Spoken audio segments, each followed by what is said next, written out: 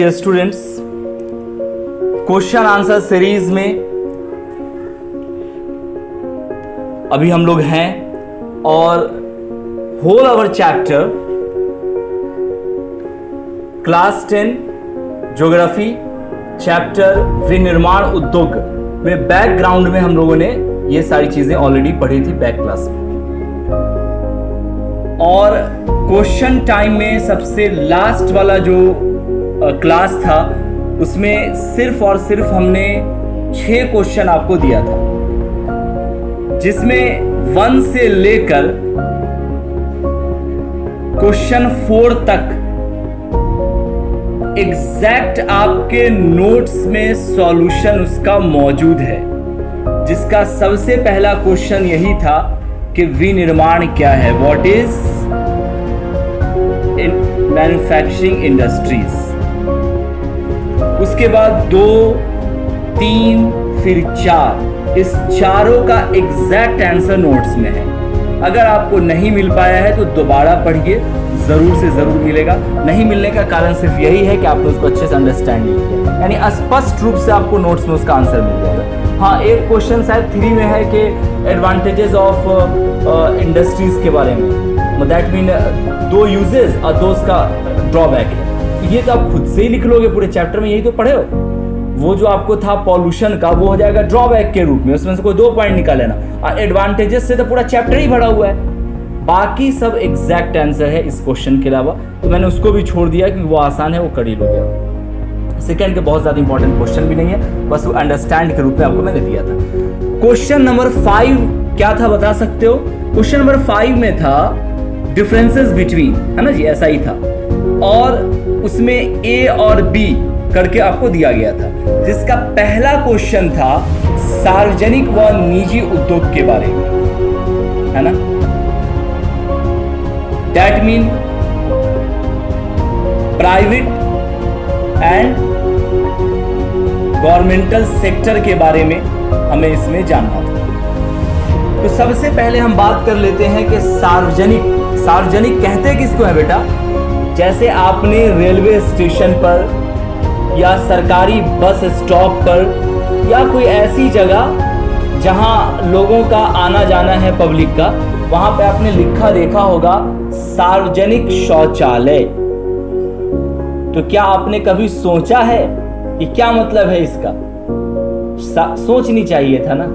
Khan sir ऐसी थोड़ी इतना महान बन गए हैं, प्रैक्टिकल लाइफ से जुड़े हुए लोग हैं, इसीलिए अच्छा से पढ़ा भी पाते हैं। तो ज़्यादा अंग्रेजी फारसी बकने से बेहतर है कि प्रैक्टिकल बच्चों को बताया जो आए दिन इस्तेमाल होता है, ये अच्छा तरीका भी है। तो बहरहाल, तो सार्वजनिक शौचालय का वहाँ अर्थ क्या बनता है? दैट मीन ऐसा शौचालय जो तमाम पब्लिक जो यहाँ की निवासी है उसके इस्तेमाल के लिए, सार्वजनिक, सब जन के लिए। सार्व मतलब सब और जनिक दैट मीन जन का मतलब पीपल, यानी जो सबके लिए इस्तेमाल के लिए। वो अलग बात है कि सार्वजनिक शौचालय में पुरुष और महिला का अलग अलग भी कई जगह पर होता है, बल्कि ज़्यादातर ऐसा होता है। तो होता है तो अच्छी बात है। तो बहरहाल, तो सार्वजनिक को आप समझ चुके। अब हम बात करते हैं निजी। क्या है जी? निजी। निजी किसको कहते हो? आप निजी कहिएगा किसको? हाँ, लोग बोलते हैं ना हमारे बाप के है, मतलब हमारा प्राइवेट है। प्राइवेट तो मेरा ही हो। हाँ बिल्कुल, वही तो है एकदम। तो जो खुद का होता है वो कहलाता है निजी। तो अब देखो यहाँ पर दोनों में सिर्फ और क्या जुड़ा है? उद्योग और उद्योग जुड़ा है, तो जोड़ लो, तुम भी जोड़ लो। तो ऐसा उद्योग जो सरकार द्वारा स्वचालित होता है, क्योंकि वो जो शौचालय होता है उसको कौन बनवाता? सरकार ना बनवाती है। तो जो गवर्नमेंट द्वारा संचालित किया जाता है उसे हम सार्वजनिक उद्योग बोलते हैं। और निजी उद्योग वह उद्योग हो जाएगा जो किसी व्यक्ति विशेष के द्वारा चलाया जा रहा है। इसी को हमें लैंग्वेज में लिख देना है। लिखिएगा कि सार्वजनिक उद्योग वह उद्योग है जिसका संचालन सरकार द्वारा किया जाता है, जबकि निजी उद्योग का संचालन व्यक्ति विशेष द्वारा किया जाता है। यह पहला पॉइंट आपको हो जाएगा। दूसरा पॉइंट में लिखिएगा कि सार्वजनिक उद्योग में भारी तथा आधारभूत उद्योग शामिल होते हैं। भारी तथा आधारभूत, that mean heavy and fundamental industries शामिल होते हैं, जबकि निजी उद्योग की अगर हम बात करें तो इसके अंतर्गत अधिकांश छोटे छोटे उद्योग शामिल होते हैं, अधिकांश, हमेशा नहीं। अब क्या कीजिएगा कि एग्जाम्पल की बात कर लीजिएगा। 3 पॉइंट हो जाएगा, एग्जाम में बम्पर मार्क्स आ जाएगा आपको, 2 या 3 नंबर में आता ही है क्वेश्चन ज्यादा। दुर्गापुर, भिलाई और लोहा इस्पात केंद्र सार्वजनिक उद्योग के उदाहरण हैं, जबकि डाबर उद्योग, बजाज ऑटो लिमिटेड, टाटा और टिस्को निजी उद्योग के उदाहरण हैं। इसी चीज को एग्जैक्ट इंग्लिश में भी यहां पर लिख दिया गया है। Public industry is an industry which in run by the government, whereas private industry is run by an individual that is a specific man, यानी व्यक्ति विशेष के द्वारा। And public industry includes heavy and basic industry, whereas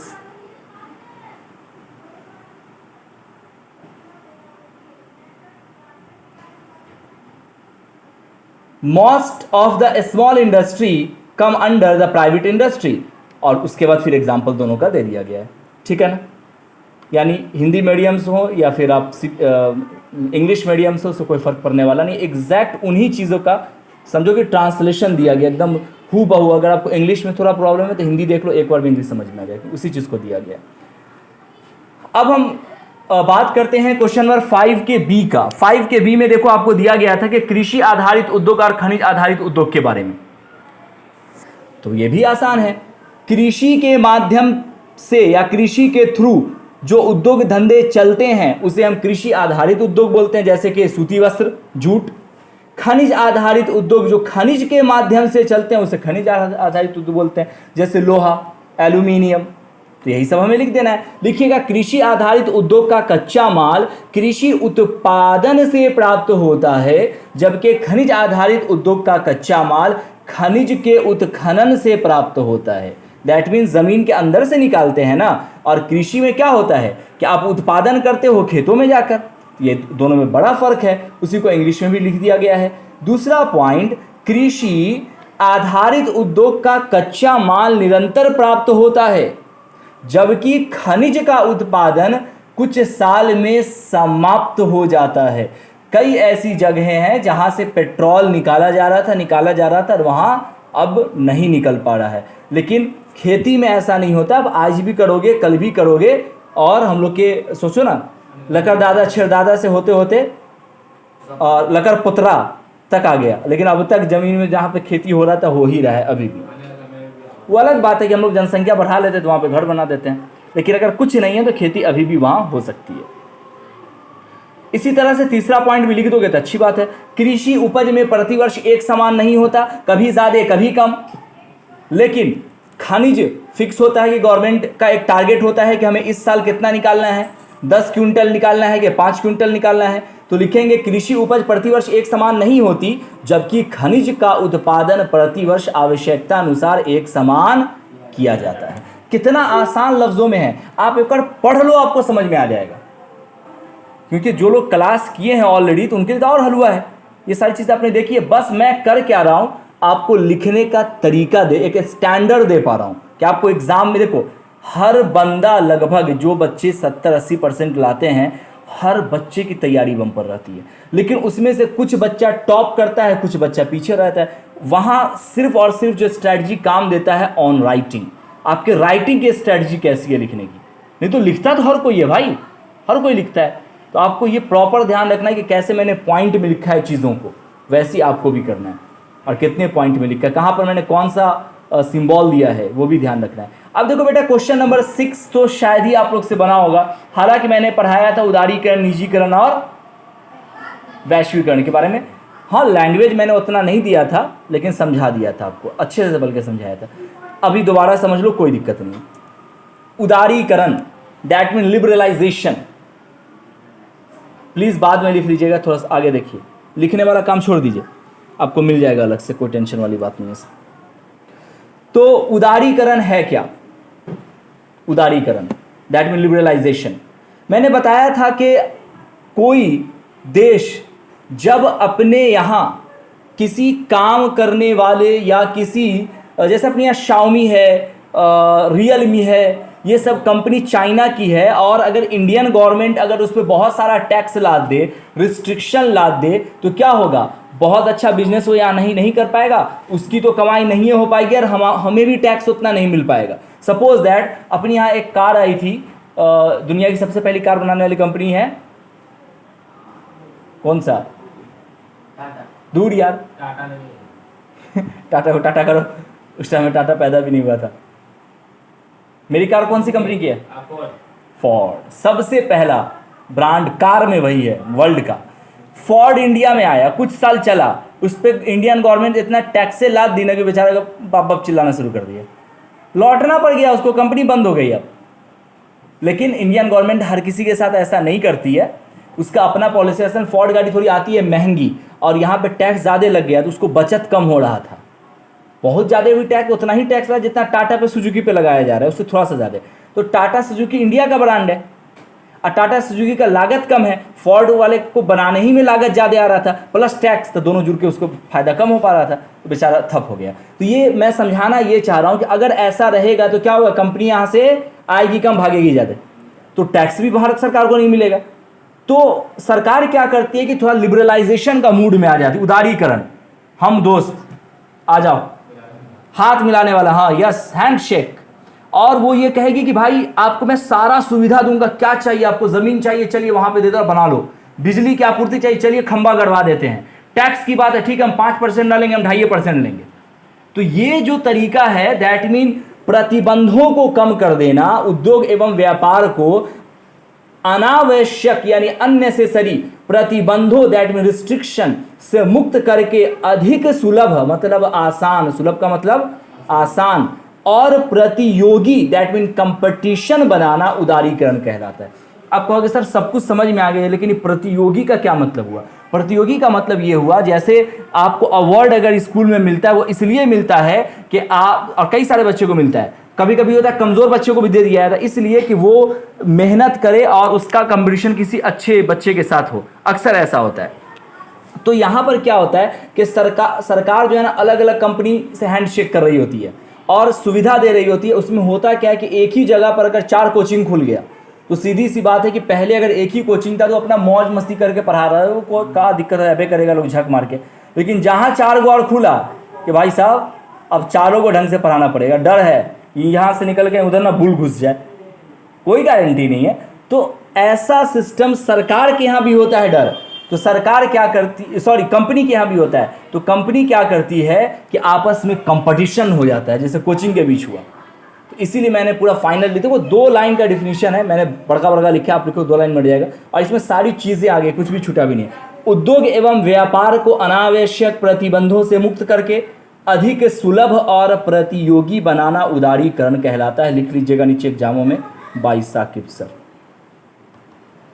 किसी किताब का नहीं, मैंने खुद ही बनाया इस डिफिनीशन में। उसी चीज़ को एग्जैक्ट यहाँ पर इंग्लिश में लिख दिया गया है। अब हम बात करते हैं निजीकरण। निजीकरण दैट मीन प्राइवेटाइजेशन। मैंने बताया था पिछले क्लास में कि नरेंद्र मोदी ने कुछ काम अच्छा किया, जिसमें एक ये है कि बहुत सारी चीज़ों का निजीकरण किया है। और निजीकरण करने से क्या होता है कि वो चीज़ें डेवलप करती हैं और कहीं ना कहीं देश खूबसूरत होता है। अभी देखिए आप, यूएई में सऊदी अरब और दुबई एक ही, मतलब सऊदी अरब का शहर है, लेकिन दुबई वाले को कोई इंटरफेयर नहीं करता है। कौन? सऊदी अरब वाला। लगभग नहीं करता कि दोनों एक ही देश का, यहाँ तक कि दोनों देश दोनों एक ही शहर देश का है। यहाँ तक कि दुबई का अपना तिरंगा भी अलग है, झंडा भी अलग है, नेशनल फ्लैग। अपनी यहाँ खाली हो जाए बवाल हो जाएगा, लोग तुरंत कहेगा पाकिस्तान चला जाओ, या अगर कोई हमारे हिंदू भाई रहेंगे तो लोग कहेगा नेपाल चला जाओ। दोनों में से कोई कम नहीं है। अब सोचिए कि फ्लैग तक अलग है, नेशनल एंथम तक अलग है। अब देख लीजिए, ऐसा करने से क्या पीछे हो गया? देख लीजिए, दुबई की वजह से सऊदी अरब जाना जा रहा है, दुबई की वजह से ही सऊदी अरब जाना जा रहा है। हालांकि सऊदी अरब पहले भी जाना जाता है, लेकिन जाना जाता है दूसरी चीज़ की वजह से, धर्म की वजह से, लेकिन अब जाना जा रहा है टेक्नोलॉजी की वजह से, ताकत की वजह से, इन सारी चीज़ों की वजह से जाना। तो बहुत बड़ा बदलाव आया है। कहने का मतलब यह है कि निजीकरण अगर नरेंद्र मोदी साहब अगर अभी कर रहे हैं तो कुछ अर्थों में बहुत अच्छा है। थोड़ा देर के लिए आपको लगेगा कि बकवास चीज़ हो रहा है, लेकिन एक वक्त आएगा कि भारत बहुत खूबसूरत हो जाएगा। मैंने कहा ना कि कुछ गरीबों को दिक्कत होगा, लेकिन जब तक गरीबी लोग के दिमाग पर नहीं चढ़ता है ना, तब तक लोग मेहनत नहीं करना चाहता है। थोड़ा बहुत गरीबी, थोड़ा बहुत पैसा रहता है तो लोग बोलते हैं गरीब है, चलो मटन नहीं खाएंगे, कोई बात नहीं है, मुर्गे से काम चला लेते हैं। कोई भाई मुर्गा का पैसा नहीं है, बोले अच्छा सब्जियाँ खरीद के खा लेते। जब कुछ भी नहीं रहेगा ना, तब वो जम के मेहनत करेगा। तो कोई दिक्कत नहीं है, कुछ लोगों को पिसाने दो, तभी वो मेहनत करेगा। हर इंसान किसी भी बुलंदी पे है, मेरा ये मानना है कि उसकी वजह वो खुद है, या कितना भी अगर गर्त में धंस गया है उसकी वजह भी खुद है। किस्मत क्या है यार, हिटलर ने ज्योतिषी को दिखाया बचपन में हाथ, ज्योतिषी ने बोला कि ये वाली जो रेखा है ये शासक बनने वाली है ही नहीं है, तुम शासक नहीं बन पाओगे। निकाला चक्कू और बोला कौन वाला रेखा पंडित जी बताइए, मतलब उसके तो फादर थे, तो बोले बता ये वाला। तो उसको लिया चक्कू से ऐसे चीर दिया, बोला कि अब तो ठीक है, अब ये रेखा आगे तक जा रहा है, अब तो मैं शासक बन जाऊंगा। अब आप जानते हो कि दुनिया का सबसे बड़ा शक्तिशाली राजा बना अपने ज़माने का, आज तक लोग उसका नाम लेते हैं। भले तानाशाह था, लेकिन ताकत के मामले में आज तक उसका एग्जाम्पल नहीं है कोई। तो किस्मत तो खुद बनानी पड़ती है भाई साहब, क्या बात करते हैं। तो निजीकरण होगा तो इसका फायदा होएगा। बस खाली वही कहेंगे ताजमहल को छोड़ दो यार, ताजमहल को छोड़ दो। अब बताइए बेचारे, अब क्या होगा, निजीकरण होगा, बहुत ज़्यादा रेट बढ़ जाएगा। अब गरीबा सब दूर से देख के अपना प्यार का इजहार करेगा। अभी क्या है कि भाई कोई भी दौड़ के चला आया था, चल ताजमहल, हाँ वहीं पे लोग जयमाला कुंची सब कर लेते हैं भाई, यादगार के रूप में कि यहाँ पर जो है कुंची कहते हैं उसको, कुंची कहते हैं आप लोग जो करते हैं क्या कहते हैं, प्रपोज। हाँ, तो लोग वहाँ पर जाके मतलब एक बात बोल रहे हैं, वहाँ पर जाके बहुत काफ़ी ज़्यादा होता है। अब बहुत ज़्यादा टिकट महंगा हो जाएगा तो बेचारा गरीब सब क्या करेगा फिर। तो कम से कम एक प्यार की निशानी को छोड़ दे, बाकी सबको कर दे, कोई बात नहीं। वही ना करें, दूर से करेगा तब बेचारा सब। तो बहरहाल अब निजीकरण क्या है, इतना बकवास के बाद तो कम से कम समझ ही गया होइएगा काम की बात। तो देश के अधिकांश उद्योग के स्वामित्व नियंत्रण, थोड़ा शब्द मैंने यहाँ पर भारी दिया है, एक्चुअली ये शब्द इसी सब्जेक्ट का शब्द है, तो आपको सीखना पड़ेगा कुछ, मैं बता दूंगा आसान लफ्ज। देखो, देश के अधिकांश का मतलब ज़्यादातर, उद्योग मतलब जानते ही हो कि स्वामित्व कहते हैं जिसके पास अपना मालिकाना हक होता है, स्वामी से स्वामित्व बना। नियंत्रण मतलब कंट्रोल, तथा प्रबंधन का मतलब होता है इंतजाम, है ना, का निजी क्षेत्र या व्यक्ति विशेष के अंतर्गत किया जाना निजीकरण कहलाता है। यानी कोई ऐसा उद्योग जिसका स्वामित्व और उसका नियंत्रण और उसका देखभाल ये सब किसी व्यक्ति विशेष के पास हो, यानी किसी खास स्पेसिफिक पर्सन के पास हो, तो इसे हम कहेंगे निजीकरण। समझ गए ना, उसको कहेंगे निजी। लेकिन निजीकरण का मतलब ये हो गया कि अगर एक देश में अगर 100 कंपनी है तो 100 में से 50% से ऊपर प्राइवेट लोग के हाथ में है वो कंपनी, तब कहलाएगा कि वो देश निजीकरण के रास्ते पर है, एगो दूसरे से नहीं कहलाएगा। क्योंकि फिर निजी उद्योग और निजीकरण में कोई तो फर्क होगा ना। निजीकरण एक टर्म है निजी चीज़ों के लिए। नोट पॉइंट, इसके फलस्वरूप अर्थव्यवस्था पर सरकारी एकाधिकार कम या कभी कभी समाप्त हो जाता है। जैसे नरेंद्र मोदी साहब ने बहुत सारी चीज़ों पर समाप्त नहीं किया है, अपना भी कंट्रोल रखा है, कम है लेकिन कंट्रोल अच्छा किया है। दूसरा पॉइंट, वैश्वीकरण वस्तुओं के आयात अच्छा एक चीज़ बता दी। ओ यार, यहाँ पर एक पेज पूरा गायब हो गया लगता है। शट, मैं बता दे रहा हूँ आपको। यहाँ पर ये था कि वैश्वीकरण के बारे में, और ये कि वैश्वीकरण से हमारे भारत राष्ट्र को क्या फ़ायदा मिला, ऐसा ही था ना क्वेश्चन, क्या उसका लाभ मिला है। तो वैश्वीकरण है क्या, मैं आपको बता देता हूँ। या तो कहीं आगे जुड़ गया होगा, नहीं छूटिए गया होगा, हमारे ख्याल से आगे भी नहीं होगा ना, छूट गया। मैं बता देता हूँ, कोई बात नहीं। देखो इधर, वैश्वीकरण है क्या, विश्व प्लस एकीकरण। वैश्वीकरण दैट मीन ग्लोबलाइजेशन। यानी अगर कोई कंपनी, जैसे मान रखो कि आपने कोई कंपनी खोला, उसका नाम क्या रख दूं, कंपनी का नाम है मान लो सुबोध, मान लेते हैं। अब ये खोले तभी इंडिया भर में है। अब ये आगे चल के खूब कंपनी डेवलप किया, इनको मन किया क्या नेपालों में डालते हैं, नेपाल से डेवलप किया, इनको मन किया कि बांग्लादेश में भी एक ठो डाल देते हैं। अब जब कई देश में आपकी कंपनी फैल गई तब आप कहेंगे कि भाई साहब ये सुबोध कंपनी जो है ये क्या है, वैश्विक स्तर की कंपनी है।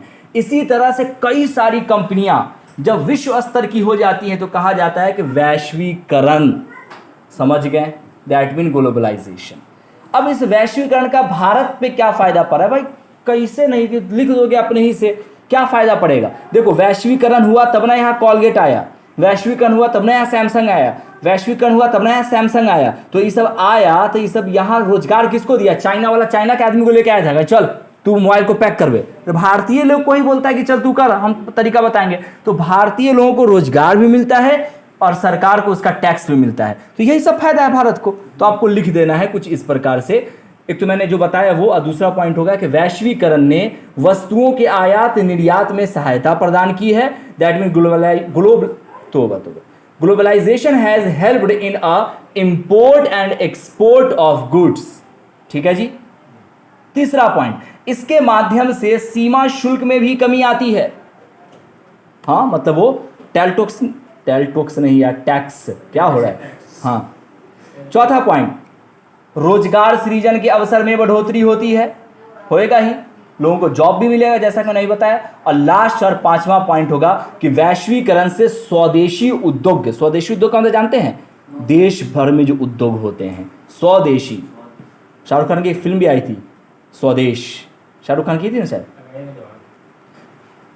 वैश्वीकरण से स्वदेशी उद्योग और खासकर लघु मतलब छोटा छोटा उद्योग एवं कुटीर मतलब जो घर में किया जाता है, जैसे लहठी का काम, बीड़ी का काम लोग घर में बना लेते हैं, उद्योग पर प्रतिकूल प्रभाव पड़ रहा है।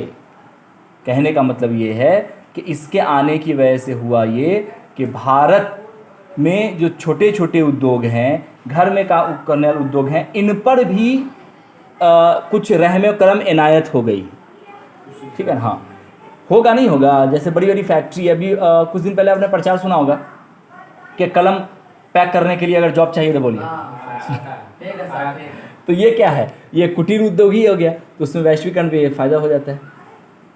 इस तरह से आपका बस 6 क्वेश्चन था, मैंने टोटल आपको बता दिया है। उसके बाद कुछ ऑब्जेक्टिव क्वेश्चंस है, इसको आप कोशिश कीजिएगा खुद से सॉल्व करने का। जैसे चीनी उत्पादन में कौन सा राज्य भारत में सबसे आगे है, ये आपको बताना है। ठीक है, ज़्यादा क्वेश्चन नहीं है, बस कुछ ही क्वेश्चन है। अगर आप इतना कर लेते हैं तो इस चैप्टर बस 6 क्वेश्चन है यहाँ, और बाकी मैंने आपको सारा कुछ बता ही दिया है। ओवरऑल इस चैप्टर में एग्ज़ाम में इससे बाहर कुछ भी नहीं। Thank you.